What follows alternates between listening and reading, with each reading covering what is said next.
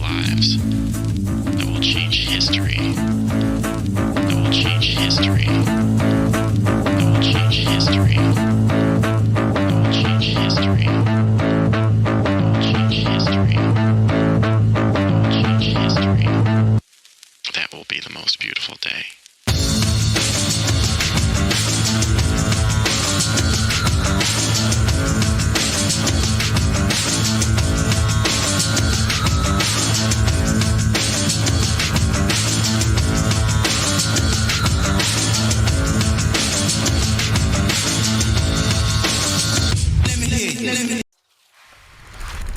All right, ladies and gentlemen, thank you so much for tuning in tonight, for stopping by for our Ukraine War Report for day 153 of the ongoing war in Ukraine. The current date is July 26th, 2022, currently the 27th in Ukraine, as they are now in the morning there in Europe. So with that, I could say good morning to Ukraine and good morning to everybody that is tuning in from Europe and the Eastern Hemisphere. Good evening to everybody over here in the Americas. We had a little bit of some stream issues there towards the beginning of the show. However, they seem to have smoothed out now. We seem to have gotten those taken care of. So hopefully that continues throughout the remainder of tonight's broadcast. Big shout out to everybody that is tuning in this evening, that's taken some time, everybody that has taken some time out of their day to get caught up on what's going on, again, in this ongoing and very bloody conflict. Big shout-outs to Tango Down, Katlenberg, Kender, Itchy the Killer, Doompie. Doompie actually coming at us early tonight with our Ukrainian weather forecast for Kiev, the capital city of Ukraine. At 0400, it was 17 degrees centigrade, mostly cloudy, northwest winds, 5 kilometers an hour, sunrise 0518, sunset at 2049. We're going to start our evening, as we usually do, by going through and getting everybody caught up on the primary headlines for the day for about the past 12 to 24 hours. And, of course, we'll hop over into our community aggregated reporting from our Intel analysts over on the Discord server, discord.gg/Nemico. And then, of course, we'll end off our show with our open source reports from resources like Live UA Map, which you can see on the screen behind me now. And then cap everything off with a little bit of a Q&A session from our live chats over in the YouTube channel, the Twitch channel, as well as the Discord server. Before we get into that, though, if you haven't already, please hit that like button. Best way to get the algorithm's attention. We do have to, after all, being on YouTube, have to cater to the algorithm. If you like this content, you think it's valuable information, please share this stream if you can with your friends and family.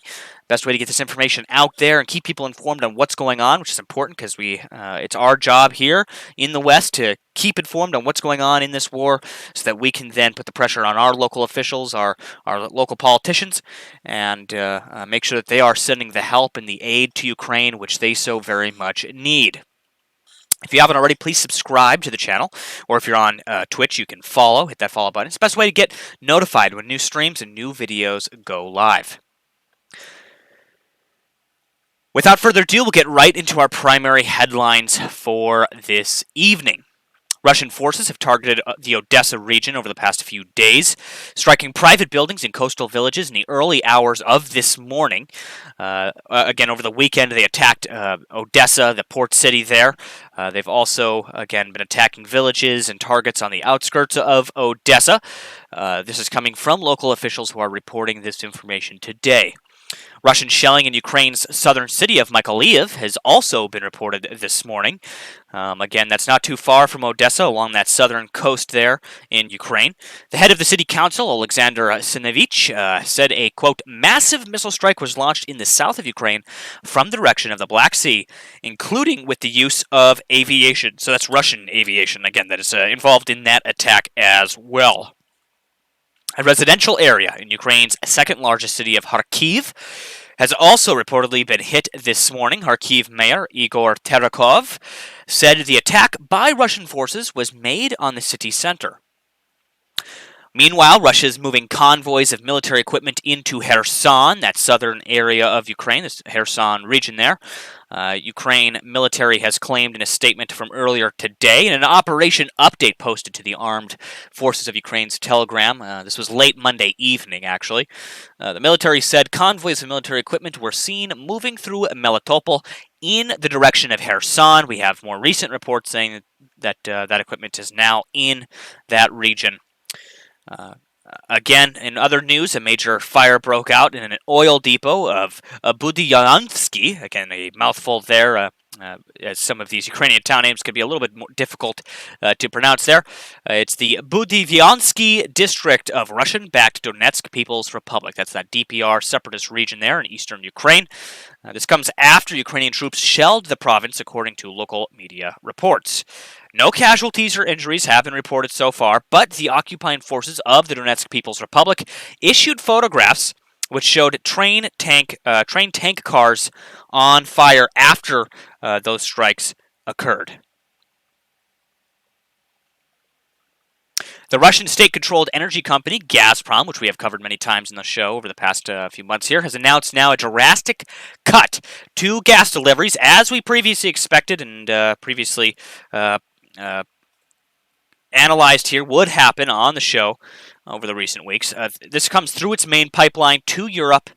This says from Wednesday they will be cutting those gas deliveries. The Russian gas export monopoly said it was halting the operation of one of the last two operating turbines due to, quote, the technical condition of the engine, cutting daily gas deliveries via the Nord Stream pipeline to 33 cubic meters a day, or I believe that's 33 million cubic meters a day, about 20% of the pipeline's capacity when it's operating normally.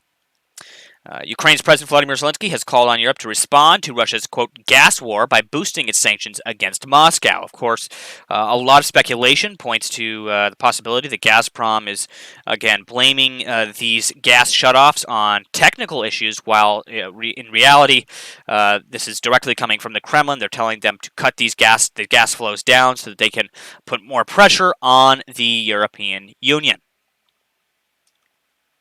Meanwhile, Russian gas giant Gazprom has also sharply increased pressure in the pipeline that delivers Russian gas to Europe without prior notice, as I reported last night in our last night's report. The Ukrainian state pipeline operator company has said such pressure spikes could lead to emergencies, including pipeline ruptures. Pipeline operators are obliged to inform each other about them in advance. The operator of Gas Transmission Systems of Ukraine has said in a statement today. The UK's Ministry of Defence has issued its intelligence briefing on the situation in Ukraine for the day, in which it disputes Russia's account of Sunday's missile attacks on Odessa, saying, quote, the Russian MOD claimed to have hit a Ukrainian warship and a stockpile of anti-ship missiles. There is no indication that such targets were at the location of the missile's impact site. However, Russia initially told Turkey that it was not responsible for the attack. Yesterday, Kremlin spokesperson Dmitry Peskov contradicted this and said that the attack was on military infrastructure. So again, they doubled back on their previous statements. Meanwhile, Ukraine says it hopes to start exporting grain from its ports this week, as reported on earlier reports in the week here, with the first ships potentially moving from its Black Sea ports within a few days. Details of the procedures will soon be published by a joint coordination center that is liaising with the shipping industry. Deputy UN spokesperson Farhan Haq said Turkey's President Recep Tayyip Erdogan said that Turkey expects Kiev and Moscow to keep to their responsibilities under the recently signed grain export deal. So again, it remains to be seen if those grain exports are going to start moving out of those ports again. We're going to keep a close eye on that and bring you guys that information as we get it. Ukrainian forces have bombed a customs checkpoint at Svesky district of Russia's Bryansk region using an explosive dropped from a quadcopter drone, as we've seen utilized by these Ukrainian forces many times over the course of the war. They've been putting these both commercial drones and military quadcopter drones to good use, dropping things like hand grenades, mortars, amongst other munitions.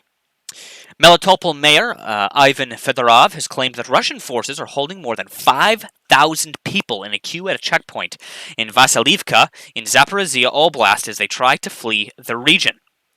Russian-opposed administrators in Ukraine's occupied Zaporizhia region claim to have issued 8,000 Russian passports in the area.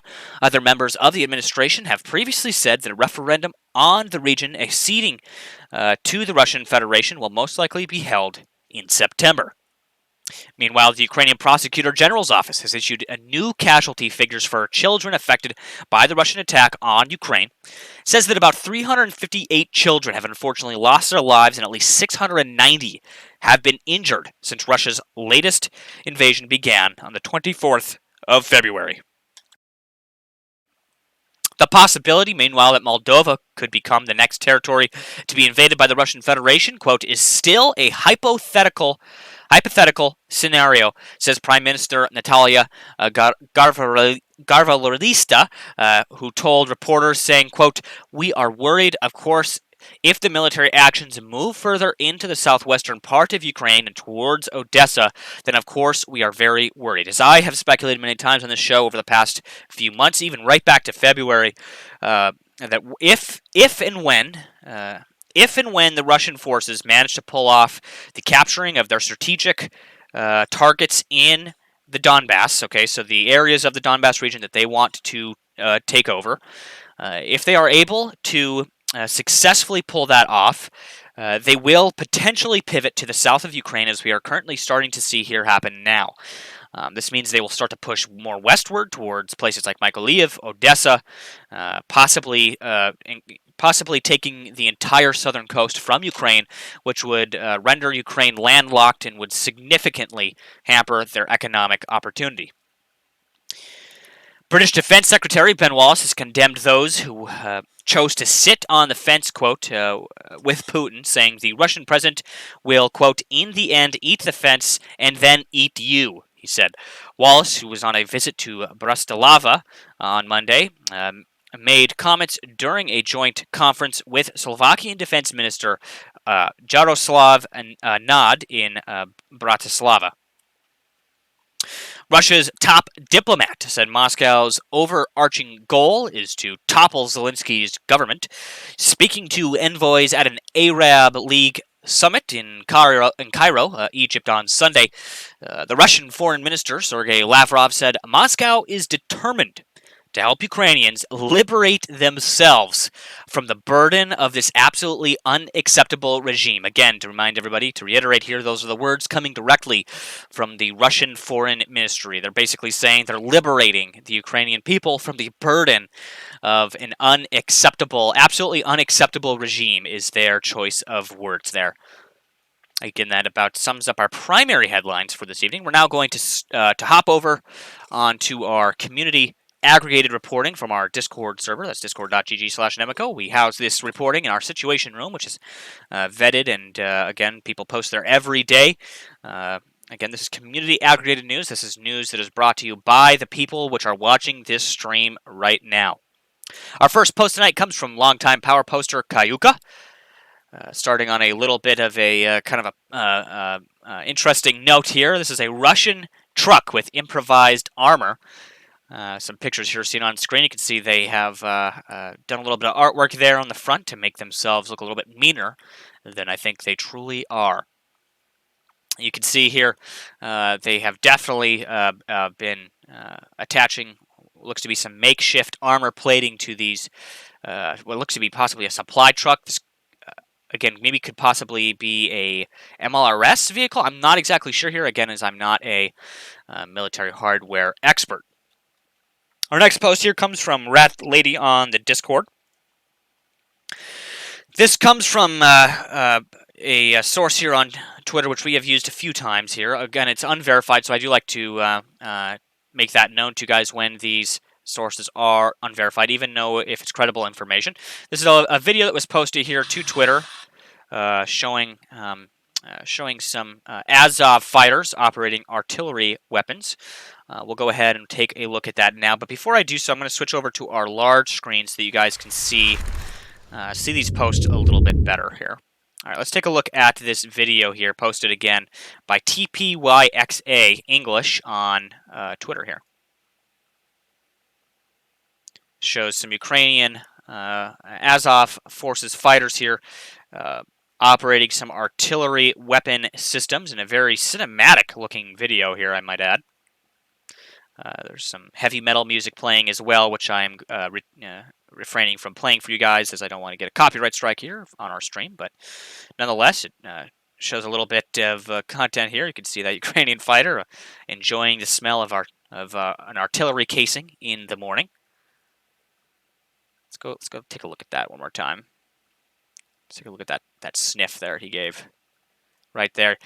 Can't imagine that'd be very good for you, but probably relaxing scent, I would imagine, especially for those Ukrainian artillery operators. Pretty cool video. Thank you, Rat Lady, for sending that over. Our next post here, again, comes from Kayuka. This is from Newsweek.com. Talks about Putin pushing for Ukraine's drone supplier to make weapons for him.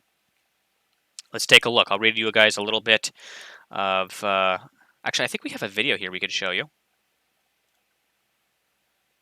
Actually, this is a separate video that shows Ukrainians using American kamikaze drones due to lack of artillery. Again, this comes from the DPR forces, I believe, though. Anyway, I'm going to read you the article here so we can stay on topic. It says here, Russian President Vladimir Putin is reportedly pushing for Ukraine's drone supplier to produce weapons for the Kremlin, according to a new report from CNN Turk. On Tuesday, CNN Turk reported while meeting with members of the AK Party Central Executive Committee, Turkish President Recep Tayyip Erdogan said that Putin recently approached him about creating a Bayraktar drone factory in Russia. Putin says, quote, let's work together with Bayraktar, Erdogan said during the meeting. According to CNN Turk, Bayraktar is a drone manufacturer located in Turkey that has supplied unmanned aerial drones to Ukraine amid the country's ongoing war with Russia. Again, those Bayraktar drones have become quite popular amongst the media here since the war has began. Another post talking about some explosions that happened in the Mykolaiv region here, coming from Flash. Again, this comes from Kayuka on the Discord server. It says here, residents report explosions in the Mykolaiv region. We are waiting for official confirmation. I'm sure once we get into our open source reports on Live UA Map, we will be able to take a look at that a little bit more intricately.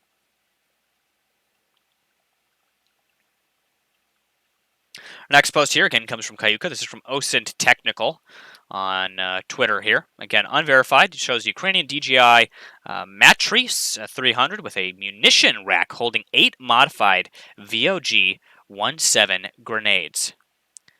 Very interesting, again, a custom-made design here. So again, this basically makes it so they can instead of dropping just one munition, they're now able to drop a multitude of munitions. You can see they've even blurred out the mechanism here as to keep that secret, as to keep the mechanism secret here on how exactly it works.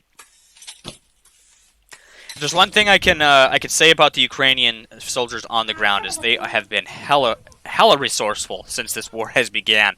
I don't know if any of you have seen the quadcopter video where they're dropping grenades in plastic drink cups. Probably one of the most ingenious things I have ever seen on the battlefield. But again, this is a pretty cool invention here by these Ukrainian forces, looking to drop more munitions, get more bang for their buck, so to speak, against these Russian forces. Here's another report, again, coming from Kayuka. This talks about Putin's health, declining health. Again, Kayuka left a little comment here, and I agree with it, so I'll read it for you guys here. It says, take these reports about Putin's health always with a grain of salt. I agree with that statement. Again, we've had many of them since the war has began, and there's been a lot of that disproven, especially by Western intel analysts over the past few weeks. They've come out, the CIA even came out and said there's no proof that Putin is having health problems. However, nonetheless, let's take a look at this post coming to us from the independent.co.uk. It talks about Vladimir Putin had doctors rush to his bedside after complaining of severe nausea. In a report here, medical emergency lasted for about 3 hours, and doctors left after his condition improved. It says here, Vladimir Putin's doctors were rushed to his bedside during the weekend after he complained of severe nausea in a late-night health scare, a report claimed.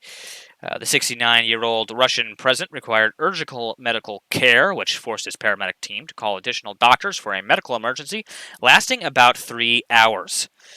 I bet he probably hit the vodka too hard that evening. That's most likely what happened here. Putin on the night of Friday, July 22nd, so this was just about 4 days ago, to Saturday, July 23rd, needed urgent medical care, said the channel. About 1 a.m., the medical workers on duty. So about 1 a.m. That lines up with around the time that you would start vomiting from too much vodka. It says here, Putin complained of severe nausea. 20 minutes later, an additional team of doctors with the president's attending physicians was called.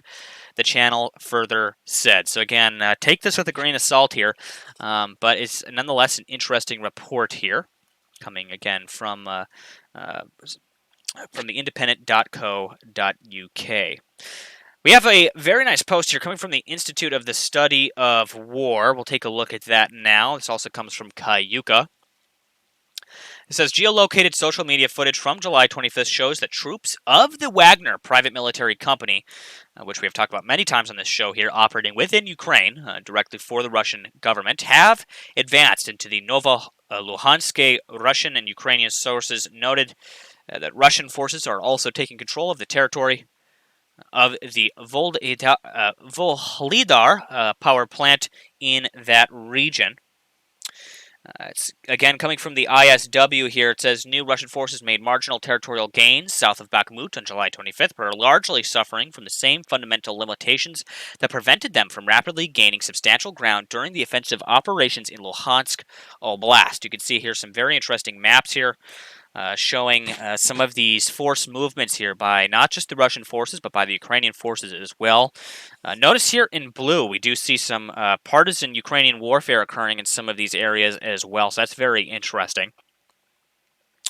Again, in the red kind of shaded areas here, this is areas that were held by Russia before the war began. These red blobs here are territory that Russia has taken over since the war began. You see these green circles shown here are significant fighting in the past 24 hours.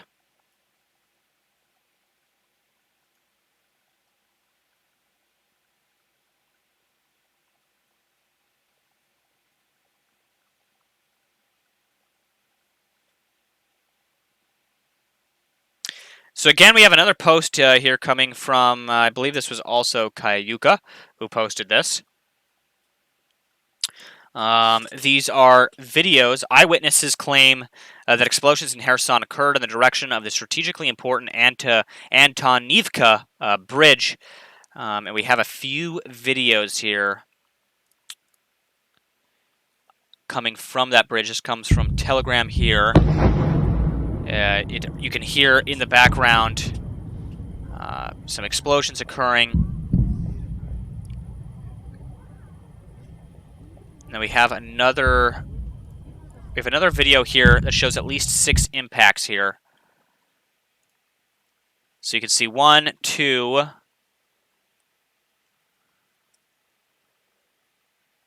2 impacts there, 3, possibly 4 there. It was hard to tell. 5.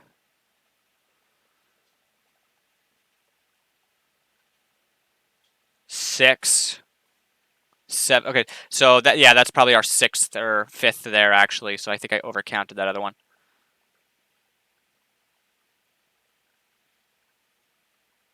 So yeah, I think that's more than 6 actually.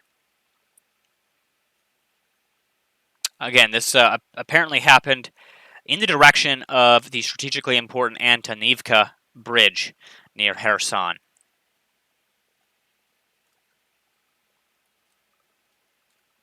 Our next post here comes from Lords of Acid. This came about 4:30 p.m. my time, so about exactly 4 hours ago, actually. It says here, Russian strategic bomber VoiceNet was active on 8909 kilohertz USB at 2023 UTC time. In the comments here, somebody asks, for the first time in a while, or have I just missed previous recent activations? TJ here on Twitter says they have been fairly active. See my tweets. Last activity was in the small hours of this morning. So again, these strategic bomber voice nets have been pretty active as of late. They haven't really died down too much. Big shout out to our radio guys over on the Discord server for keeping up with a lot of this communications traffic and reporting what is significant in the Discord server. Our next post here comes from Carbon. on the Discord server. Again, thank you, Carbon, for sending this over. It says, according to Russian sources, 1 civilian was killed, 3 more injured. The Ukrainian side claims FSB agents were targeted, though we can't comment on the accuracy of either claim. It is quite significant that U.S. supplied weapons has been used by, or U.S. supplied weapon has been used by Ukraine against Russian territory. You can see here what I believe is a kamikaze drone, or what's left of a kamikaze drone. I'm not sure exactly what the model is on this. If it's one of these Switchblade drones that have been talked about quite a bit over the past few months here. Another post coming from Carbon, again coming from Ukraine Weapons Tracker, a pretty significant resource here over the past few months. It says here, Russia, in a first for the war so far, says today Ukrainian forces are confirmed to have used a U.S. supplied, so it is a Switchblade 300, loitering munition on Russian territory at the Trobertno crossing in Bryansk Oblast, barely 2 kilometers from the Ukrainian border. Let's take a look at this video now. Without the music, preferably. So you can see here one of these Switchblade loitering munitions honing in on its target here, and then it struck its target there on the ground. It looks like it actually fell a little bit short of the target, possibly an airburst there to throw fragmentation. I believe this is it looks to be some kind of Russian command base or post here. And you can see that weapon system being used quite successfully on these combatants here, or commanders, maybe possibly some kind of commanders there on the ground there, swiftly taking them out. And again, this is reported to be, these pictures here, which we showed a few moments ago, are reportedly what's left of that kamikaze drone munition.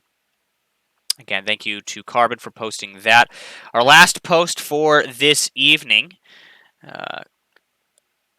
comes from Kayuka again. This talks about the Tochka-U missiles is piling on the Russian warehouses. Let's take a look at this video. Without the music, please. So this looks to be some Tochka-U missiles getting into striking position, ready to launch here.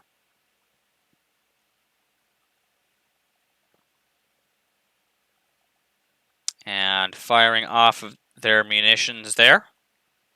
Again, these were reportedly were aimed at more Russian warehouses, ammo stockpiles, weapon caches, etc. Again, big shout out to everybody that posted these reports in the Situation Room today. Of course, we don't always have time to go over all of them, but if you would like to check out those posts and read them for yourself and look at all the ones we didn't go over, you can find those in the Discord server over on the Situation Room channel. We're now going to start with our open source reports over here on liveuamap.com. We're going to scroll down to our 12-hour mark and start getting you guys filled in on all the individual reports that have happened over, again, the past about 12 hours here. We'll start here at 12-hour mark. Security Service of Ukraine seized a big amount of weapons in Dnipro City. Again, unsure if those are Ukrainian weapons or like illegal weapons that were, again, being sold possibly, or if these are maybe a Russian weapons cache, maybe like from some kind of operators that were there in and around Dnipro. Over you can see here, looks to be possibly a Javelin system here. Again, I'm not a military hardware expert here, but it looks like some anti-tank systems here on the ground, quite a bit of magazines, quite a bit of munitions here, probably a lot of 7.62. See some combat knives there, see some other equipment on the truck behind it in that picture there. Kayuka says in the live chat, supposedly those were FSB agents that we saw in that video with those Switchblade drones taking out that target. So that would make sense. Again, it did look like some kind of command base, or some kind of command center there. Again, rumor is that those were FSB agents there. Drew Batch, thank you so much for tuning in this evening. Thank you so much for the support. Moving on here, 12 hours ago, Ukrainian Air Forces say 13 Russian jets launched KH-59 and KH-22 Kh-22 missiles at the Odessa region this morning. So again, this was located here. So again, these were launched at the Odessa region in the early hours of this morning. 11 hours ago, harvester damage as a result of explosion of previously unexploded Uragan bomblet in Zeledolsk, district of Dnipropetrovsk region. Again, we have a picture here to show you of that poor harvester that did get damaged there. No deaths or injuries reported from that, hopefully. Again, if I find any information on that in the coming hours, I will relay it to you guys.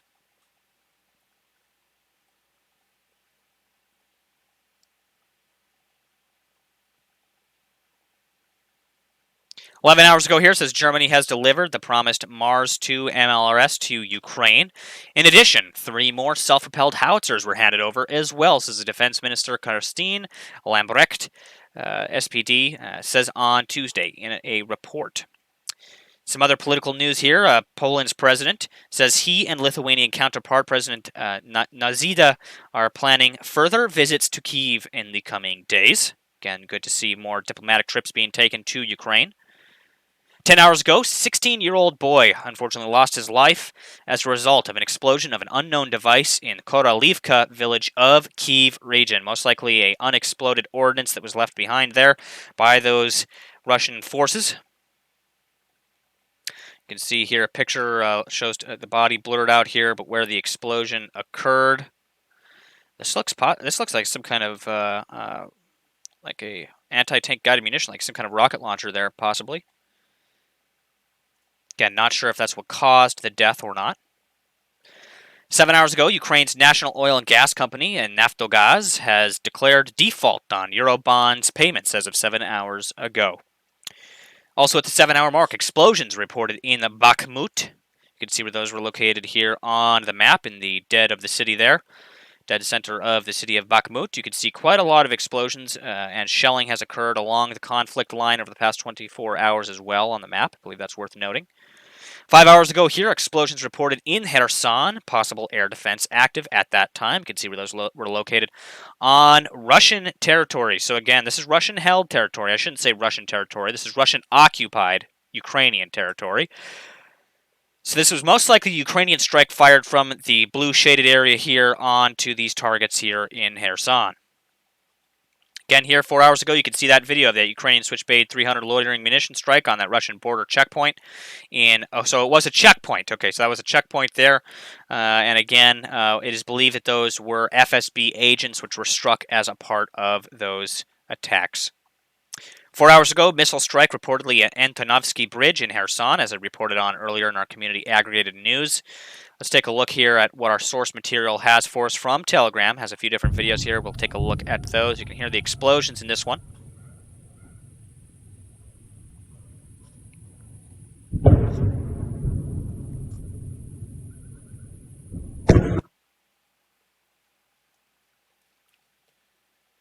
We have a few more, actually. Yep, we have this video as well. You can hear more sounds of shelling occurring there. I expect by morning we'll have some more information on this, so I'll probably be bringing you some updates on this with tomorrow's report. Especially if a bridge was taken out overnight, that would be pretty significant. Again, it's still the wee hours of the morning there, and it probably will be quite a while before we hear anything about the bridge itself if it was taken out by those Ukrainian forces. You can hear quite a bit of shelling, though, coming from that direction.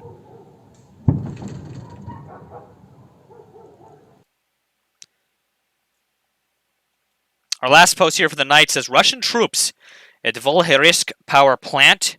So they have made it to the power plant, it says here in this post. Okay, so you can see here power plant on screen. Of course, this is damage to these buildings that have probably occurred in battles over the recent weeks. However, it is reported they are at this plant at the time. So again, we're going to have to wait to see more information on that as the hours and days go on here. Panikas, now again, really quickly, that concludes our open source reporting for this evening. So we're now going to switch over to a little bit of Q&A with our live chats over on YouTube, Twitch, and Discord. If you haven't already, hit that like button. Share the stream if you think this information is relevant and you think it deserves to be in the hands of more people. Again, once you're done with that, make sure you sound off in the chat where you're tuning in from tonight, what fuel prices are looking like, what food prices are looking like in your area. And let us know any questions or comments you have about this ongoing conflict in Ukraine. Before we start going through those, I just want to thank Andrew for the support. Thank you so much for stopping by. I think earlier in the show you said that you had been tuning in from the start of the war, but had recently had to stop tuning in due to work. Of course, personal life and work always comes first, but it means a lot to me to have you tuning back in tonight, Andrew, and to have you stopping by and spending some time with us. Again, the support means a lot, and it'll make sure that I can continue to do these reports in the future. Panicus, I believe his name is Panicus. I'm not sure if I'm pronouncing your name right there, Panicus. With a great question here. He says, "What does the bridge shelling mean, if anything? Is Ukraine planning on assaulting Kherson?" So, what it means and why they've been attacking these bridges here, and we'll go on the map. It's kind of hard to see behind my head, but I think I can get the gist of it here for you. So, you have the river, of course. You have the river and these waterways here. You have these waterways here. Which go right down Kherson Oblast. It's not just Kherson City here, it's Kherson Oblast, okay? And so if the Ukrainians want to take back any more of this territory, you can see in the shaded in blue here is the territory that they have taken back. But to take back this area here of Kherson, they need to be able to cut off supplies and Russian forces that are moving across these waterways. The best way for them to do that is to take out those bridges. That's why we saw the Antonovsky Bridge being hit last week. When those strikes occurred, I prophesized that we would be hearing more about it. Of course, we are now, as you can see here, more missile strikes reportedly at Antonovsky Bridge in Kherson, as those first strikes were unsuccessful in fully taking out the bridge. And I had mentioned back when those strikes happened last week that we would most likely see further strikes on that bridge. It had been reduced to one lane of traffic during those strikes, and of course, now with these other strikes, it's possible that they've taken out the bridge entirely. If that's the case, that's going to cut off, it's going to severely hamper those Russian forces from being able to move supplies, ammunition, weapon systems, and forces across that bridge. There's not just that bridge. I think there's two bridges that actually are strategically valuable to those Russian forces that Ukraine is wanting to destroy.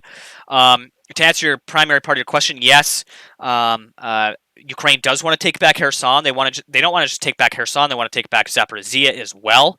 So for them to do that, they really need to cut off the flow of those ammunitions, the flow of those supplies into the region by those Russian forces. Take you, Jakey. Thank you so much for stopping by tonight. Says, has China made any statement on what they consider Ukraine and what they consider Russian? I don't believe they have yet. However, they have made statements. They have partially supported Russia in the invasion, and they have partially condemned Russia in the invasion. They want to stay away from Western sanctions, and so that's their main game at the moment. China is lying low. They don't really care what Russia does, but what they care about is the sanctions that the West might impose on China. They want to keep the attention off of China right now, so that possibly in the future they could look at moving on Taiwan. Of course, that's their big goal there, is to take over Taiwan. And so again, they need all of the financial capital to be able to continue to build their military at the moment, to continue to put pressure on the U.S. economy. Their Silk Belt Road, what is it, Belt and something Road Initiative? I forgot exactly what they call it, but that's a big primary focus on them. Setting up business in Africa, in the Middle East. China is expanding almost exponentially, so they're really focused on doing that right now. But they are paying attention to how the West is reacting to Russia, and how weapons supplied to Ukraine are benefiting the Ukrainian forces. They're paying close attention to that because they need to be taking notes. If they want to have a successful invasion of Taiwan in the future, they need to make sure that they can thwart any reaction that the West might have against that invasion of Taiwan. And so they're looking at how the West is implementing sanctions, what they can do to fortify their economy against those things. They're looking at what the West is doing to supply weapons to the Ukrainians and how those weapon systems are benefiting the Ukrainian forces and how they might be able to thwart those things if the event arises, where they invade Taiwan.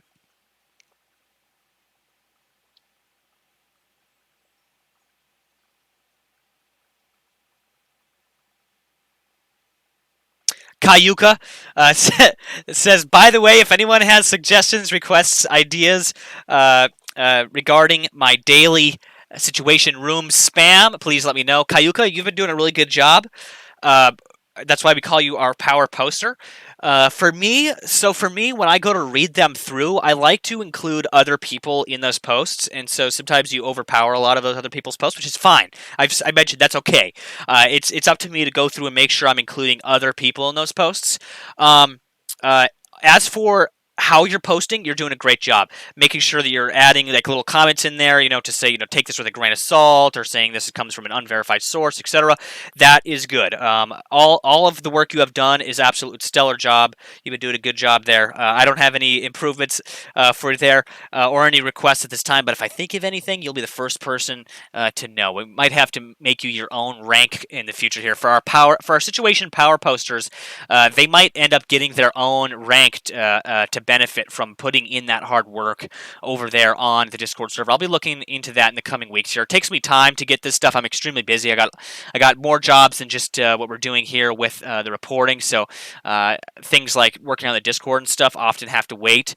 But I will be getting to that eventually. I'd like to get you guys like a special rank for those of you that put in the work and do that power posting there. Stephen Gregory, thank you so much for tuning in tonight. It's great to hear you, Nemico. Great to see you, Gregory. Stephen Gregory in the live chat there. Thank you so much for stopping by. Little Dickens too says gas has dropped considerably here. Same here. I've noticed that fuel prices have come down quite a bit. As I mentioned earlier in the month, I believe we're in kind of like this adjustment period, so to speak. Right now, it remains to be seen if those prices will creep back up in the coming months as Russia continues to put the pressure on Europe by cutting off the flow of fuel. I'm hoping that we're able to get those fuel prices stabilized and maybe even bring them back down below the $3 mark. That would be nice. For Ozcon, thank you so much for tuning in tonight. Since gas prices have dropped over 20% where he's at, that's awesome. That sounds good. Katlenberg, thank you so much, as usual, as always, for stopping by tonight, and good evening to you as well. I hope you and the wife, I believe you guys are a pair, right? I hope you guys are having a wonderful evening, and again, as always, thank you so much for the support. It means a lot to me, and again, it has nothing to do financially with the support. The reason I really come back here every night is to talk to you guys and see you guys. Those of you that show up every night, and night after night after night, those of you that are in the Discord, putting the work in, posting things over there, that's why I'm here. Okay, is to provide this information to you guys, the ones that are interested, the ones that are dedicated to getting filled in on what's going on in Ukraine, and those of you that are helping get this information out there to more people. I do it for you guys, and that's why I've said many times we're going to continue to be doing this reporting right until the end of this war, and possibly even beyond, as I look to broaden our situation room intel reports here to not just Ukraine in the future. We might, of course, start a general intelligence reporting where we, cover many different topics, including China, the Middle East, economic and geopolitical climate, things like that, as well as the Ukrainian war. I mentioned in last night's report that we are going to be changing our streaming schedule.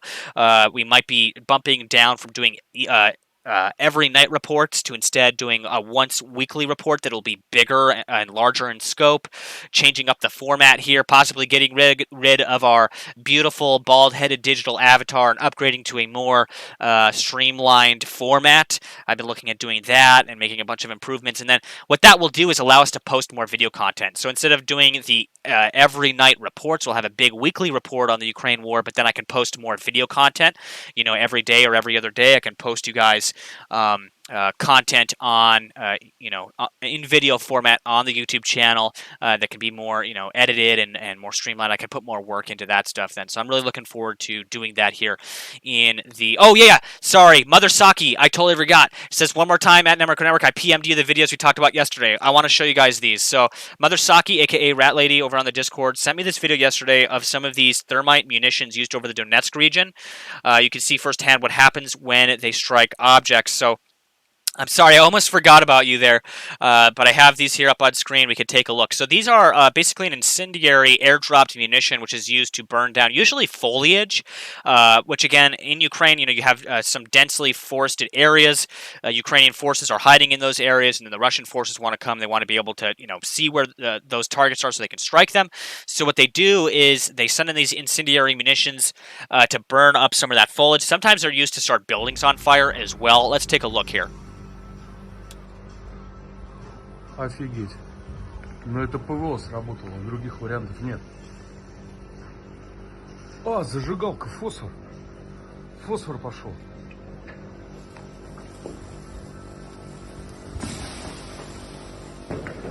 Right there. That's a great example. That is a great example of what these do. They're not always super effective, especially at night.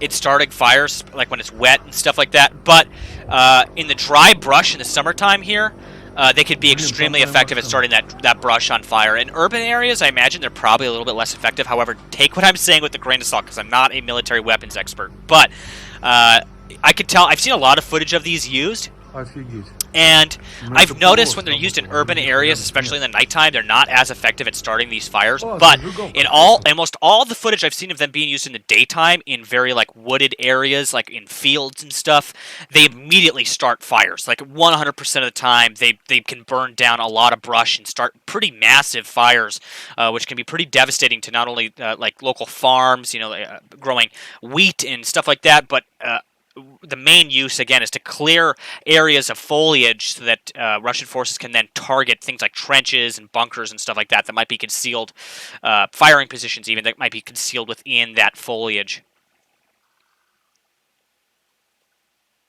Again, thank you, Mother Saki, for sending that over. I'm sorry I almost forgot you there, but we got you in there. Angelina Knox says, Nemico was about to ask you about this bridge being hit. Just heard on another network. Yep. So the bridge, again, I knew it was, I had a feeling it was going to be struck again.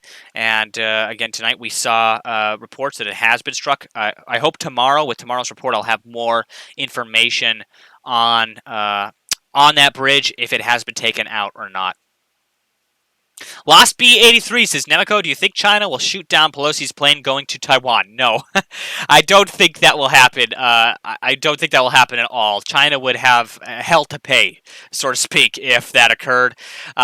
It's possible they'll give a nasty worded statement like they did. I think last week they gave a pretty gnarly worded statement. They might do that again. So, again, I'll have to wait and see. But no, I don't think any planes are going to get shot down anytime soon by the Chinese. That would be a big step in the wrong direction for the Chinese. Catlinburg says 569 Southern Cali, so that's still pretty high there. Catlinburg, I hope you guys are dealing with those fuel prices there in California. My heart goes out to everybody in California that's having to deal with $6, $7 gas prices, in some areas even higher at times.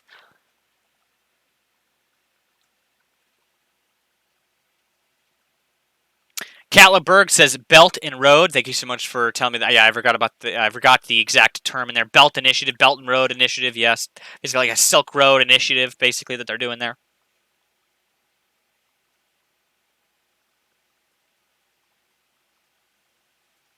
Rarted Thanos says, have you heard of the multi-billion-dollar pipeline deal between Iran and Gazprom, all while making statements of record-breaking sales with China? Yes, I have heard. I've heard rumors. I've heard some sporadic reports of this. It remains to be seen if that will be effective for the Russians on avoiding the lack of fuel being sold to Europe. If they could sell more fuel to China, if they could sell more fuel to the Middle East, it'll work out for them. They'll be able to be more resilient against some of these sanctions. Katie Horton, thank you so much for tuning in tonight. Nice to see you as usual.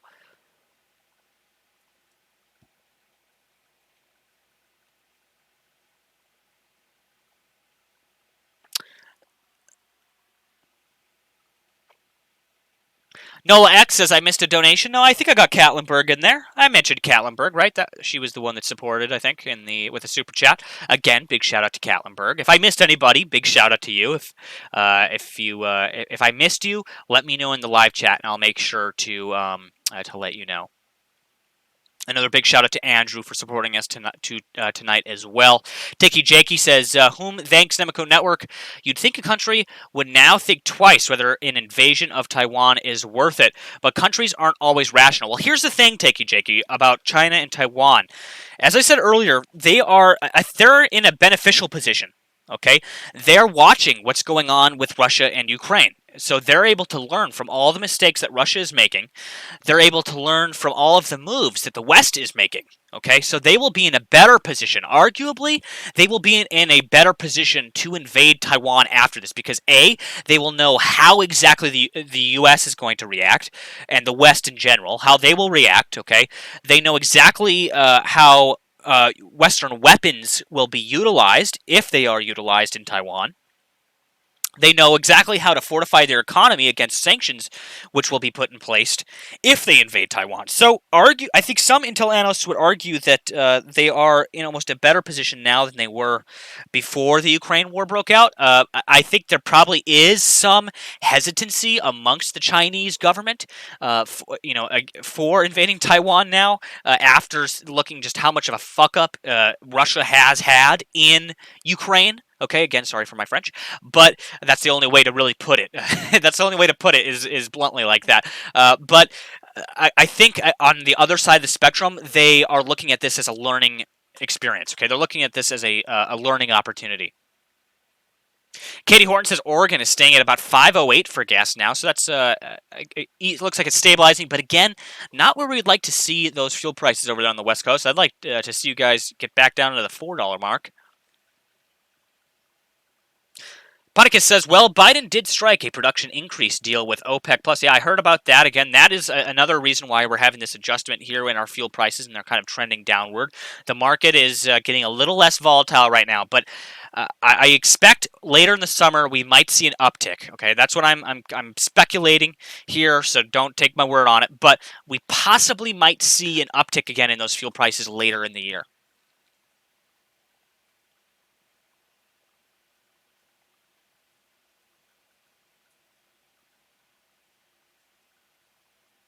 As Faraz Khan says, OPEC loves high oil and fuel prices. I believe all fuel companies, Faraz, like high fuel prices. High fuel prices meaning they are making more money per barrel. Hugo, thank you so much for tuning in tonight. Says, hey, Nemico, good to hear you here, man. Missed yesterday. I didn't get an alert. That's a bummer. Hugo, if you're on YouTube and you didn't get notified on YouTube, go down to the bottom of the channel. If anybody here isn't getting notified on YouTube, YouTube has specifically told me to tell you guys to go down to the bottom of the page, click that submit feedback button. In the feedback prompt, make sure you type you're not getting notified from Nemico Network when he posts new videos and that you need to be getting notified. Of course, make sure you hit the notification bell and hit the all button under the notification bell. It's possible that you haven't hit that all button yet, but for those of you that have hit that all button, there is a bug in their system, which again causes some people, not all, but some people not to get those notifications. If you submit a feedback report, they will be able to, again, escalate that and get that solved. So, Steven, thank you so much again for tuning in tonight. It says about $3.89 a gallon in West Tennessee. So that's where I'd like to see fuel prices across the country right there. Mother Saki, Surprise Arizona, thank you so much for tuning in tonight. Says gas prices same as yesterday. Yeah, I've been thinking, well, possibly going to bump those fuel price roundups down to about once a week so we can more accurately track those fuel prices without having to check in on them every single day.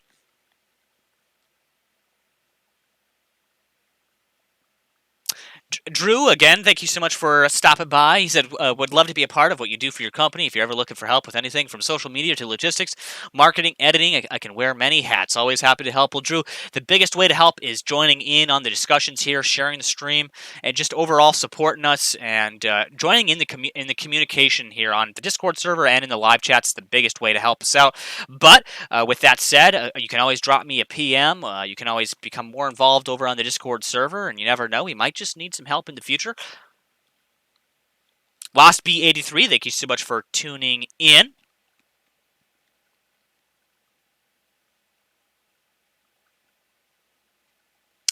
Kayuka says, yes, please, the 1 minute cooldown is a bit annoying at times. Do we have slow mode on in the Situation Room?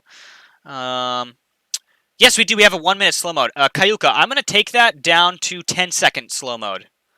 So, again, that just helps with spammers, but that should give you a little bit more breathing room there, Kayuka, for posting in the Situation Room. I hope that helps. We brought that down from 1 minute just now to about 10 seconds, so you should be able to post at a little bit higher of a volume there in the Discord server. As Takey Jakey says, is a big deal. A lot of the chips we use are made in Taiwan. They would have us at the balls, just like Russia has us now with oil. Exactly. That is why. Okay, so China often talks about reunification and all this stuff. It's not about that. Taiwan for China is about the chip manufacturing. It's about the silicon industry in Taiwan. That's the biggest deal there, okay? They know that yes, as Takey Jakey says, they would literally have us at the balls if they were able to take Taiwan from the United States. That's why the U.S. is already preemptively looking to outsource a lot of that chip manufacturing to the United States, or bring it back domestically, I should say, to the United States. Because if they can bring that stuff back in country, then the risk of an invasion of Ukraine is significantly less for the West. Ponicus says, how about some game streaming with Omnissiah? As soon as I have time. I am extremely busy right now during, again, the summer months with work and everything. I've been running around like a chicken with his head cut off. But I do hope to get a significant amount of game streaming in with you guys eventually here. Maybe like a once-a-week thing where we play games together. I play a lot of I play a lot of games, so we have everything from every side of the genre. You can get some shooters in, maybe some RPGs. I'd love to try some stuff out. Maybe get some games to organized with community members where we can all play together and be talking in Discord. I'd love to do that as well. Katie Horton says, Nemico, we'll change your Nemico to Tarp Man. Possibly. You never know. You never know. Maybe we'll bring back the resurgence of the Tarp. The return of the Tarp, possibly.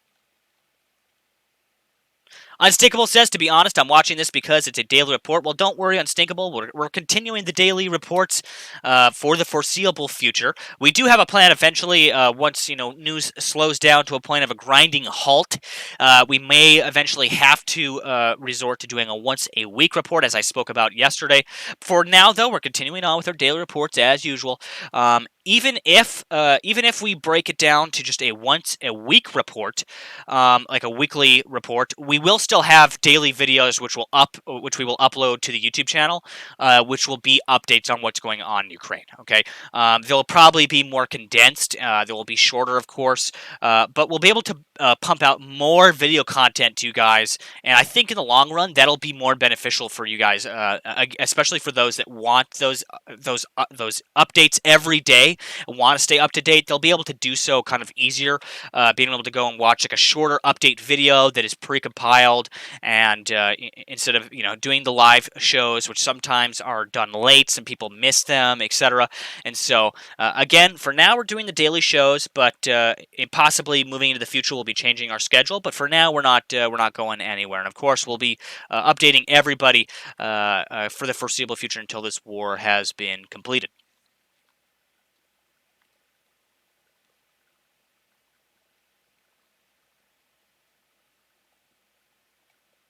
Kender, thank you so much for stopping by. Says, gas is $3.99, hot, humid, rainy in Florida. I bet that's just wonderful down there in Florida. $3.99 is not too bad for fuel prices, though.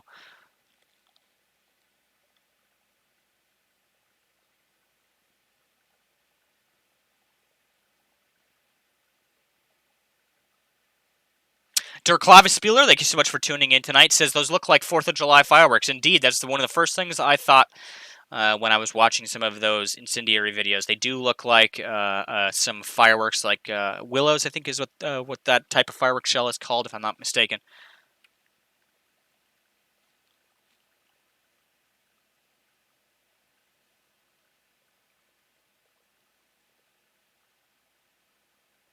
Yeah, so people are speculating that that's thermite or that's magnesium. It almost looked like white phosphorus to me, but again, I'm not a military arms expert. It could be either magnesium or thermite. I don't know if that's thermite, though, because I think thermite kind of burns like an orange, if I'm not mistaken. Again, I'm not a chemist here. That looked more white, which would kind of lead me to believe it's possibly more likely magnesium, because I think I think magnesium burns whiter. I know white phosphorus burns pretty white like that, but again, I'm not an expert on military technology or chemistry, but from what I've deduced, I think it's possibly magnesium, some kind of incendiary munition. Yeah, they're mainly used for burning foliage, for getting rid of foliage so they could see positions that are concealed. Angelina Knox, as always, thank you so much for tuning in tonight. Thank you for those kind words. No tacos, no life. I love your name. No tacos, no life. That's a good username there. It says $5.90 for a gallon of gas here in California for me. Oof, that does not sound too good. I hope everybody is staying safe there in California with those horrible fuel prices. Unstinkable, yes, we covered the bridge attack just a short while ago. As I had speculated, we would see more attacks on that bridge there in Ukraine. I hope to have more information on that with tomorrow's report. Pocket Frog, big shout out to you. LD429, thank you so much for stopping by tonight on Twitch. Says, I remember seeing the power plant attack live on here. Yeah, that was a pretty crazy evening for me. I think we had like 17 or 18,000 viewers over the span of like 30 minutes, just like piled in on the stream. It was chaos. We got picked up by Marco Rubio, the senator of Florida, I think, if I'm not mistaken. I had no idea who the guy even was at that time, and then everybody in the live chat started saying, like, in unison, they were all just like spamming that Marco Rubio was tweeting our stream, and that was a pretty crazy night, pretty crazy accomplishment for me, reaching that like 18,000. I think we might even reach 20,000 that night, if I'm not mistaken, live viewers just on YouTube. So that was crazy. Again, I thank you to everybody that was there for that.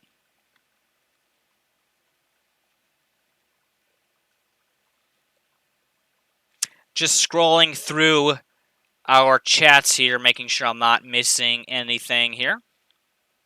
Katie Horton says, I'd like to be at $1.99 for gas. Yeah, I think we all would like to be back in those days.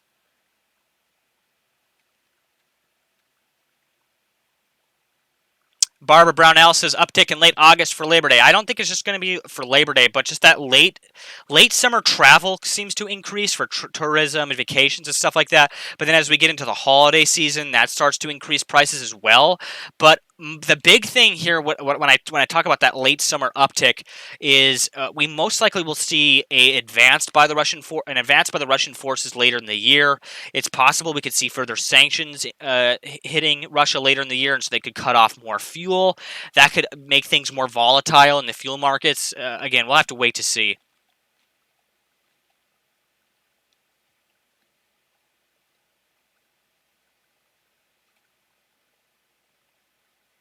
Rorded Thanos says, what do you think about the many statements from Russia State TV expanding the scope and perception of the war, akin to propaganda efforts for before the invasion? Also, gas in Oklahoma below $4 mostly. That sounds pretty good, fuel prices wise. But I've talked about that many times on the show. They are expanding their war aims, or at least their rhetoric has been expanded. That could be like a preemptive thing, just to prepare the Russian public for the possibility that this war might spread, possibly Belarus getting involved, possibly to Moldova, as we've talked about before. Of course, you have the involvement of Lithuania as well. That's always on in the deck of cards here. Of course, Lithuania and Kaliningrad, we're having some issues there for a minute there. So again, we're gonna have to keep our eyes on that and follow that closely over the coming months here.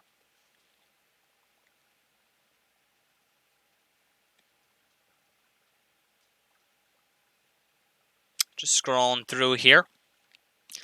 Lori Maslin says, I want your coffee cup. I think you actually, if you head over to our merch store, you can actually get a Dasha coffee cup on the merch store, I believe, if I'm not mistaken. I'll have to make one maybe. Again, speaking of Dasha and Mehmet, I hope to get a hold of Mehmet in the coming days and weeks. Again, I've been really super busy here, but I hope to have him back on the show, get like an update interview from him soon.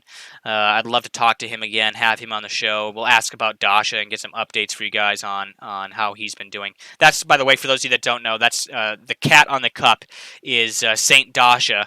The kitty of Kiev, as we called her during the opening weeks and months of the war there.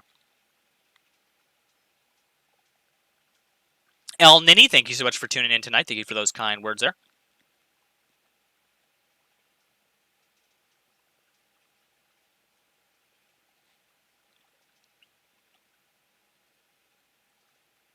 Angelina Knox says, Nemico, what do you think of Pelosi going to Taiwan? Talk is it shakes things up in a negative way in China's eyes. It definitely does, but it's important again for the U.S. to signal to Taiwan that they are with them.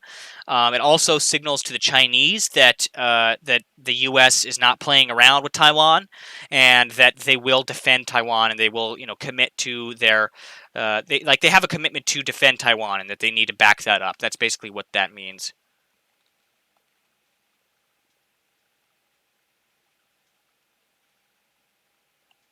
Just scrolling to the chat again, making sure I'm not missing anything crazy. I know I don't have time to go through everybody's chats again. A big shout out to everybody that tuned in this evening, to everybody that subscribed. Thank you guys so much for subscribing. To everybody that hit that like button, to everybody that just took that ounce of energy to move your mouse, or if you're watching on a phone or a tablet, to move your finger to that like button. It's you guys, okay? You guys that make this happen, all right? Those of you that subscribed, those of you that liked, and then especially to those of you that supported the channel tonight, all of you guys, every single one of you, it means a lot to me. I put all of that right back into the channel to make things better, to continue to produce this content for you guys. If I could, I would quit all my other, I have multiple day jobs here, so if I could, I would quit those and I'd come and do this full time. But again, I got to pay the bills. I have kids here at home, and so I try as much as I can to make time to be able to bring you guys these reports, to be able to aggregate the reporting ahead of time. Usually it takes me a few hours to get the reporting together, to be able to get this information vetted and stuff, and then brought to you guys. To everybody that supplies the community aggregated news, it's because of you that I'm able to bring more substance to this show, bring more substance to these broadcasts, okay, without having to take more time from, my daily jobs and stuff to be able to put into that. As it is, as I said, it takes me a few hours to kind of aggregate all of this reporting and get this news formatted up into a show for you guys. And then those of you that, help with those community aggregated reports in the Situation Room, just posting that stuff for everybody to see, it helps me as well a lot to be able to bring that information to you guys easily then. So again, a big shout out to everybody that's been a huge help. Give yourselves a pat on the back. If you guys haven't already, please hit that like button. It's the best way to get the algorithm's attention. We got to poke and prod. We got to javelin that algorithm, make sure it's staying focused, and it helps a lot get this information out into the hands of more people. Share this stream if you like this content. Share it with your friends and family. It's the best way to get this information out into the hands of more people. If you haven't already, subscribe to the channel, or if you're on Twitch, you can hit that follow button. Best way to get notified when new streams or videos go live. Right after this stream is done live, we will be uploading it in video format to our YouTube channel at youtube.com/Nemico Network, where you can watch the report if you missed it or if you want to rewatch it. If you were looking for any of the links to anything at all, you could find anything in our description below the video below this stream. If you can't find it there, you can most likely find it over on our Discord server, discord.gg/Nemico. We have a whole channel set up over there with our open source intelligence tools. We have multiple channels dedicated to the war in Ukraine, dedicated to different facets of the war in Ukraine, things like radio communications, things like the Situation Room, which is where all of our vetted community aggregated reports go. We have a Ukraine news channel, a Ukraine alerts channel, which shows air raid sirens as they go off. We have a fact-checking channel. We have a cyber analysis channel. We have a geolocation channel. We have flight radar, naval radar, radio interception, translations.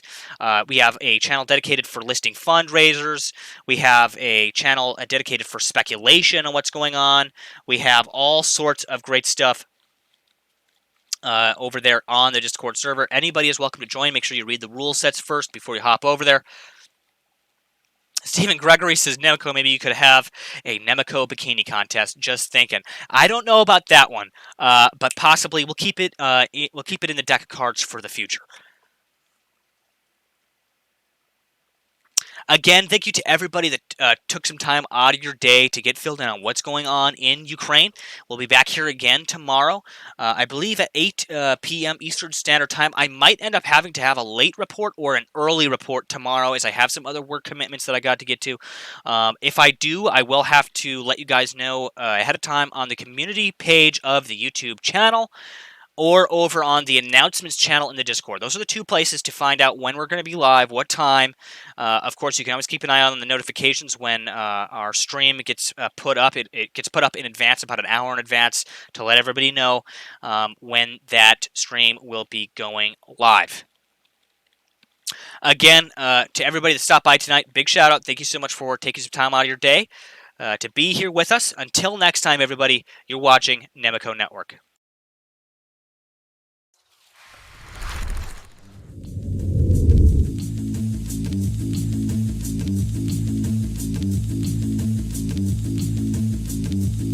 Something that will change our daily lives, that will change history, that will change history, that will change history, that will change history, that will change history, that will change history. That will be the most beautiful day.